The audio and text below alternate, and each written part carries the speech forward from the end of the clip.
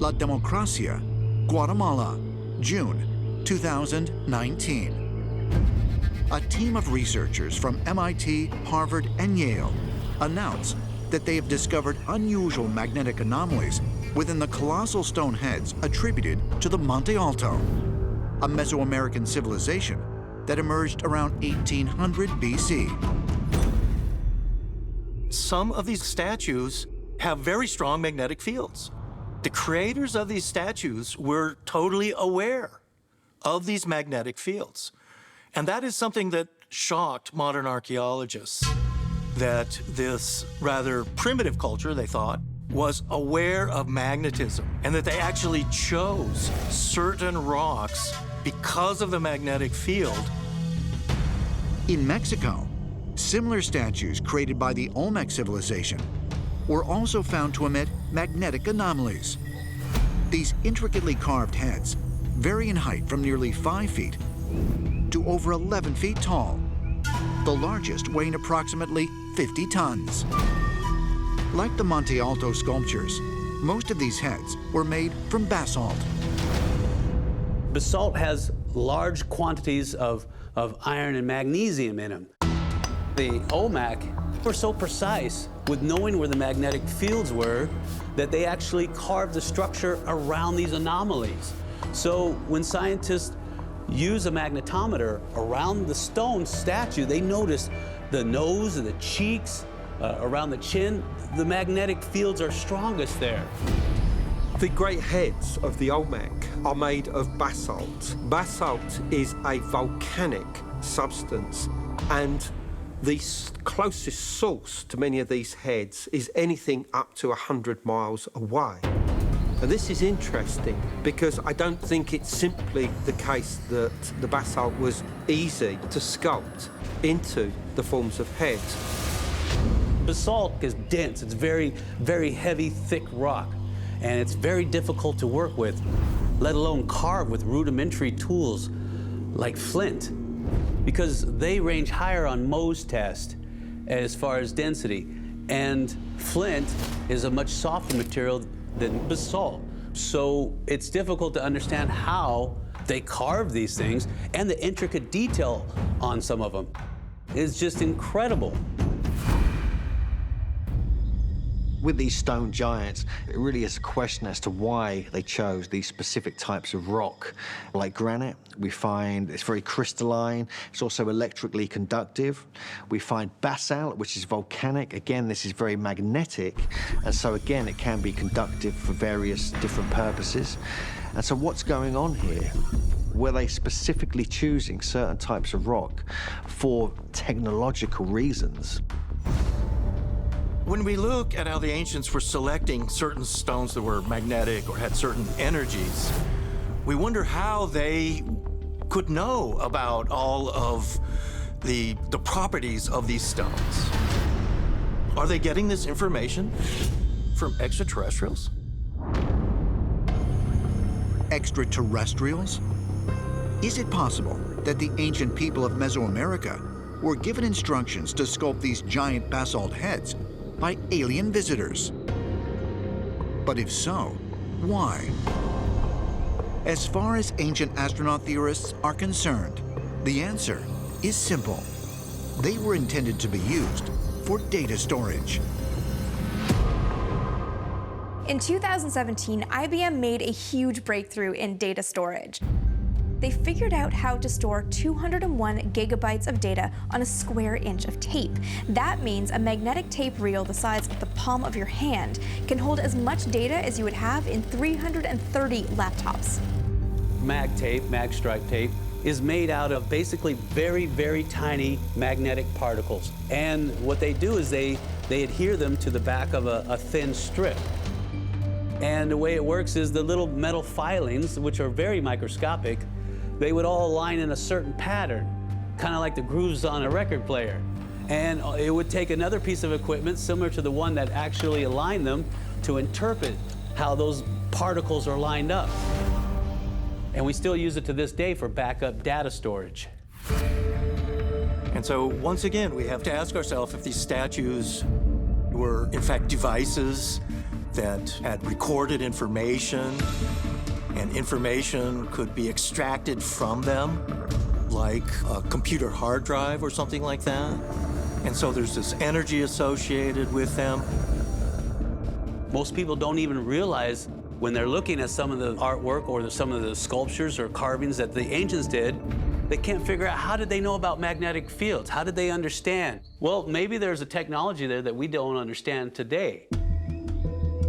We've been looking at these objects primarily at the macroscopic level. What do they look like?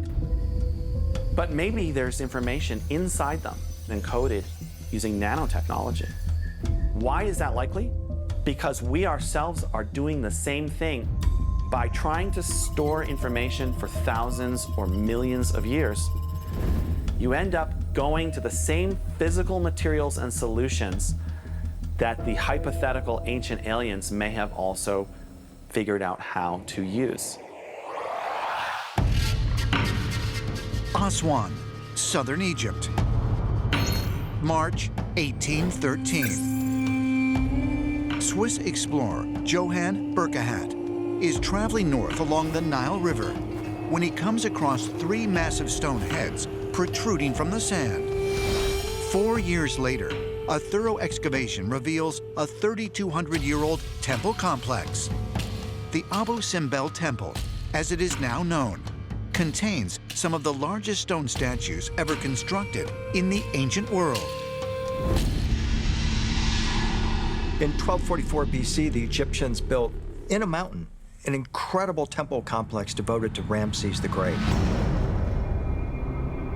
These statues are colossal. They're 64 feet tall, and the Egyptians would visit Abu Simbel, and they would see their king, their pharaoh, as this great godlike being in his perfection. And people would understand that their king, their pharaoh, was in fact a god incarnate. Twice a year, on February 22nd and October 22nd, the dawning rays of the sun pass through the temple entry. The light travels 185 feet through a great hall of stone giants, and for 20 minutes shines directly upon the carved statues of the Egyptian gods Amen, Ra-Heraktates, and the pharaoh Ramses II, located at the end of the temple. These colossal stone statues serve more than just an artistic purpose, more than a political purpose. That purpose, we're told, centers around the idea that these colossal statues are transmitters. They're utilized as a mechanism of drawing down cosmic energies, cosmic forces that then can be emitted into the surrounding area. The question arises, are these cosmic vibrations used in just a religious sense? Or is this more of a technological purpose? While the Egyptians' notion of stone statues possessing energy is regarded by mainstream scholars as purely symbolic, ancient astronaut theorists believe that it was meant to be taken literally.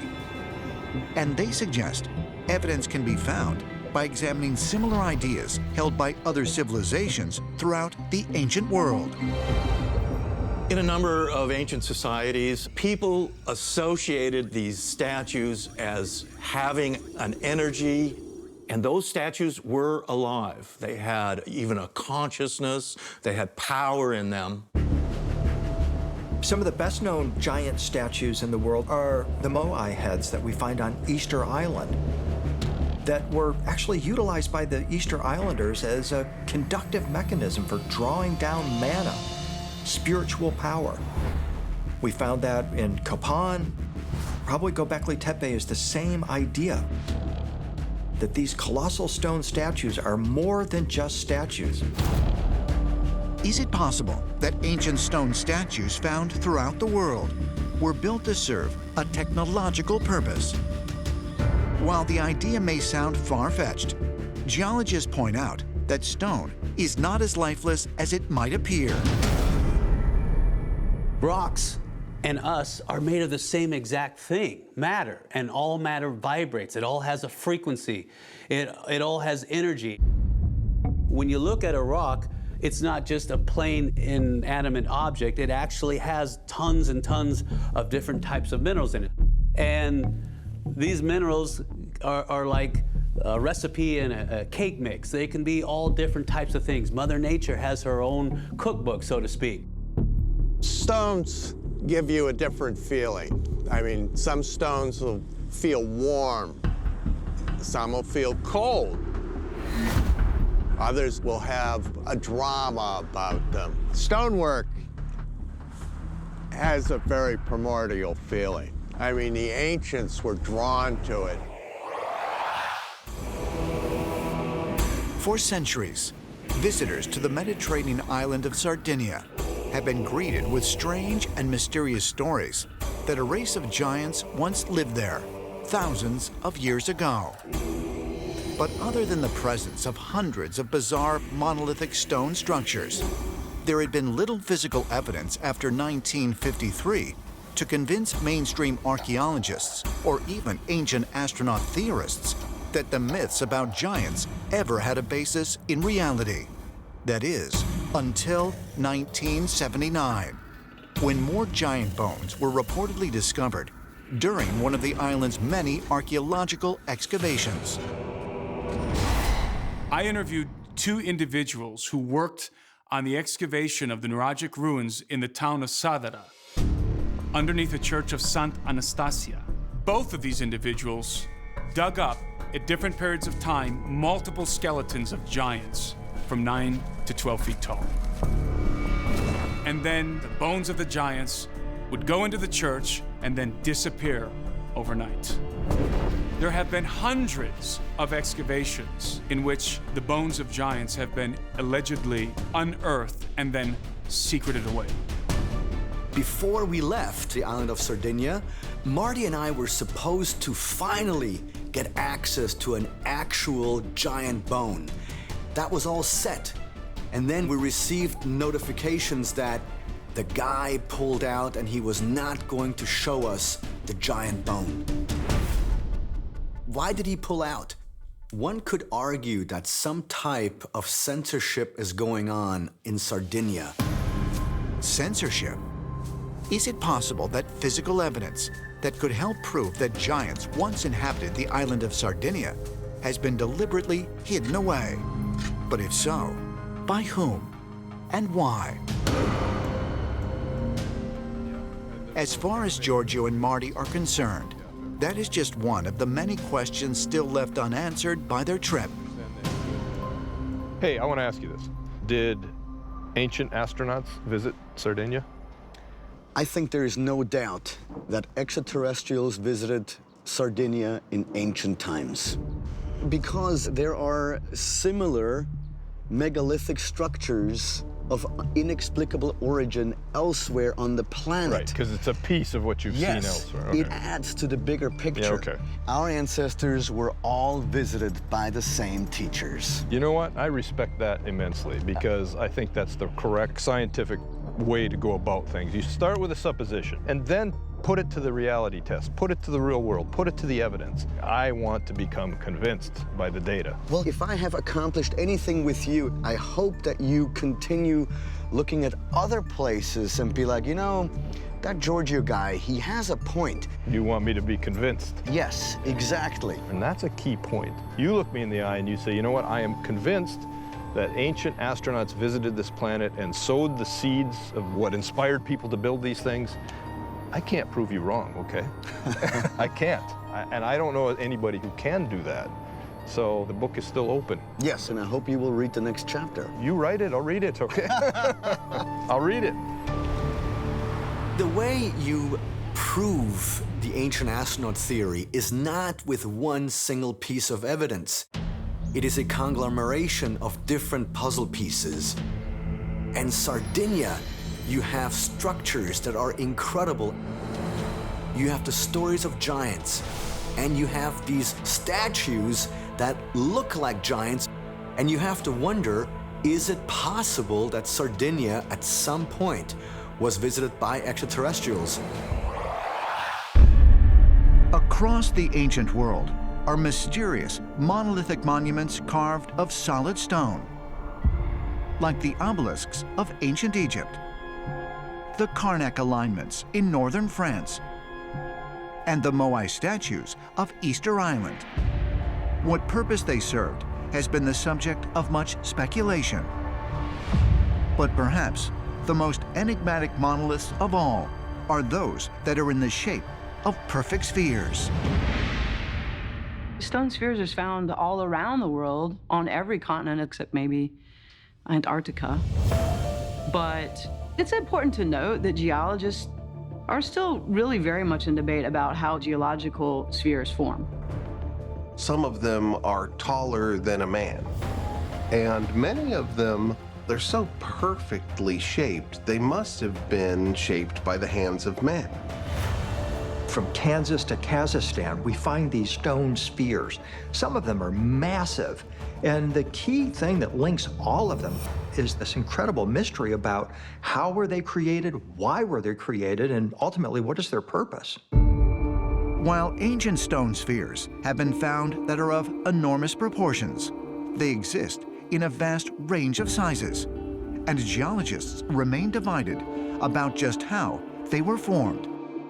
Some are clearly natural formations, but experts agree that many spheres show evidence of having been artificially shaped. The question is, what purpose did they serve? I think that one of the reasons they might have been constructing these spheres is to mimic what they see in nature. There's a geometrical perfection that comes with the sphere. It might be perhaps a connection to planets, sun, the moon, the stars. All of these are spherical. And if you look deeper at the microscopic level, at the atomic level, you have the same patterns of spheres as very important building blocks. So this fascination with spheres might be a reflection of this. What could explain why ancient people all over the world fashioned spheres out of stone? Perhaps further clues can be found by examining a discovery made deep in the jungles of Central America that defies explanation. Southwest Costa Rica, 1939. Workers with the United Fruit Company begin clearing the rainforest near the Dequest Delta for a new banana plantation. While making their way through the dense vegetation, the workmen find dozens of giant stone spheres. They started to find these massive stone spheres that they had no clue why they were there. The instruction for them was, if you find anything, just move it. And they just started to move them. But they just kept appearing.